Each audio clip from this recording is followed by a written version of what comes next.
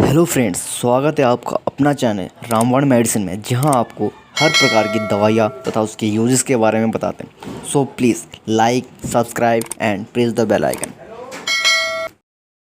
Hello दोस्तों, आज मैं आपको बताऊंगा टस्क्यूएक्स प्लस सिरप के बारे में। दोस्तों, TusqX plus syrup Blue Cross company द्वारा बनाया जाता है। दोस्तों, अब हम आपको बताएंगे टस्क्यूएक्स प्लस सिरप के कंपोजिशन। तो दोस्तों, टस्क्यूएक्स प्लस सिरप में टर्बुटालिन, सल्फेट, एमरोक्सोल, CHL और गोफेनेसिन है। दोस्तों, इसके पर 5 ml में टर्बुटालिन 1.25 mg, एमरोक्सोल 15 mg और गोफेनेसिन 50 mg है। दोस्तों, टस्क्यूएक्स प्लस सिरप एक शुगर फ्री सिरप है।